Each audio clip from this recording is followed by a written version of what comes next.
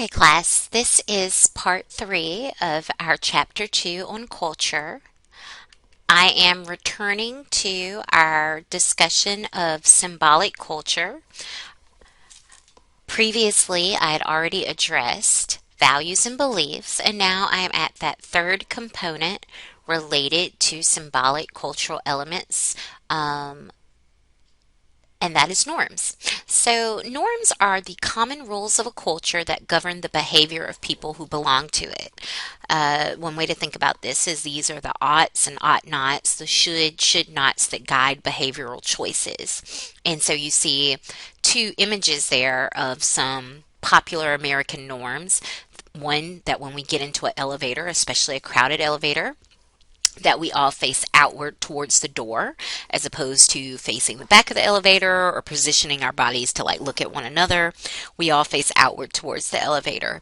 And then the second one is that we form a line, which seems really common sense, but there are plenty of other countries where lines, the concept of lines, is not so much of an expectation or heavily enforced. But here in America, we wait in lines in all types of settings, beginning when we're little kids and, we go to school. We learn how to get in line to go outside, to go to the bathroom, to go to the water fountain. So, those are just two depictions of some American norms that we have. I'm sure if you thought about it, you could think of plenty other types of behaviors that are expected of us in American society.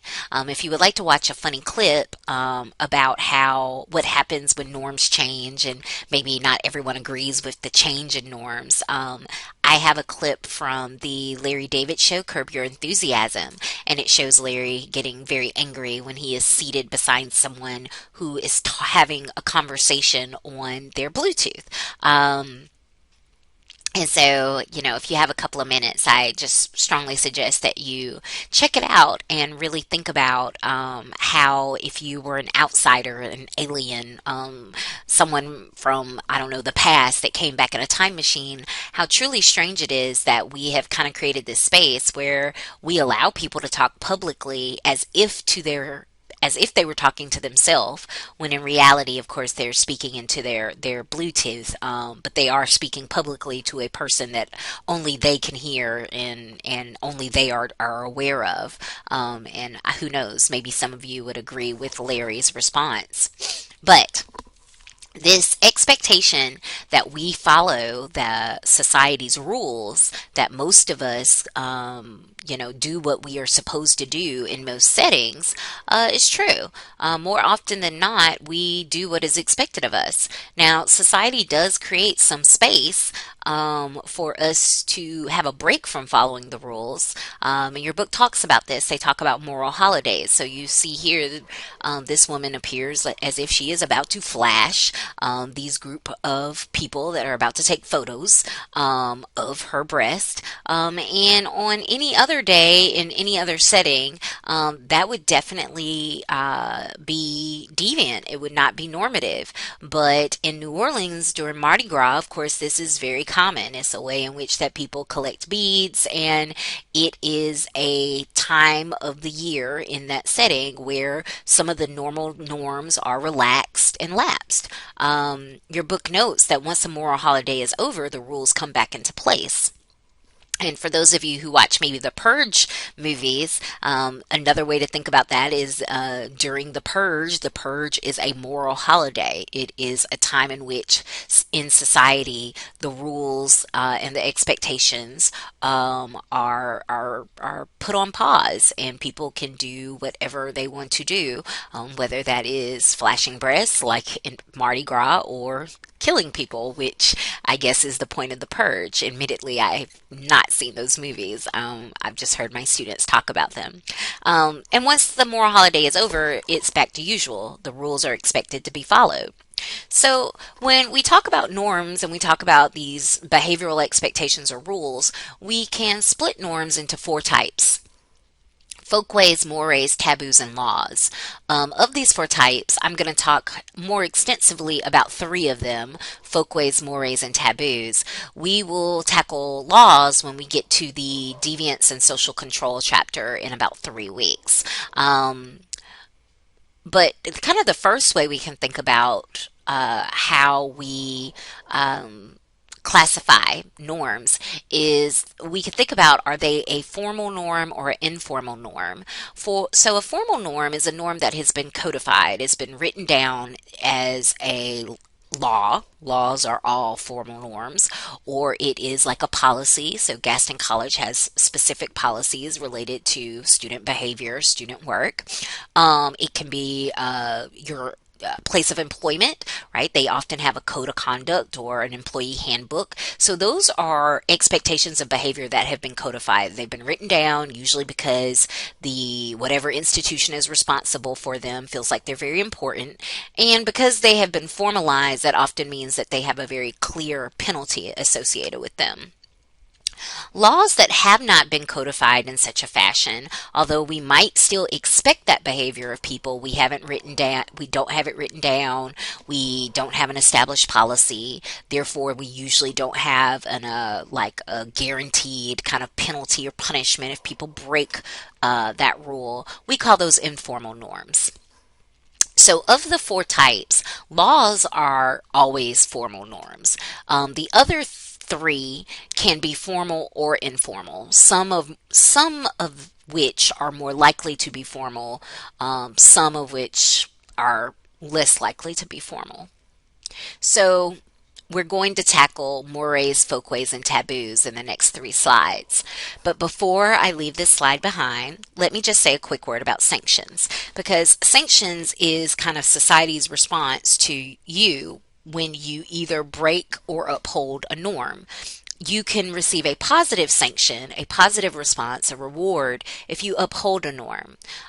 This can be something formal like a tax break or some type of like financial incentive or promotion at work, or it can be something informal like someone giving you an approving head nod or smiling in your direction or just choosing to be in your presence. If you do not uphold a norm, you might receive a negative sanction, so some type of punishment. Once again, for a formal norm, like most laws, this can be a ticket, it can be a fine, it can be jail time. If it's an informal norm, of course, it's not going to result in something like a ticket or incarceration or even being fired. But it might be things like people avoiding you, excluding you, talking about you behind your back, calling you names. All of those are examples of negative sanctions. We'll spend a little bit more time on sanctions when we get to that deviance and social control chapter. But now moving into our discussion of the other three types of norms, beginning with folkways. So folkways are socially approved and expected standards of behavior, but they're not very morally significant. So the world isn't going to stop turning, things aren't going to come crashing down just because you don't uphold a folkway. Usually these types of norms are the ones that distinguish between polite and rude behavior, as well as these are the types of norms that usually regulate things related to hygiene or dress. So you have photos here, one of which is from that Larry David clip.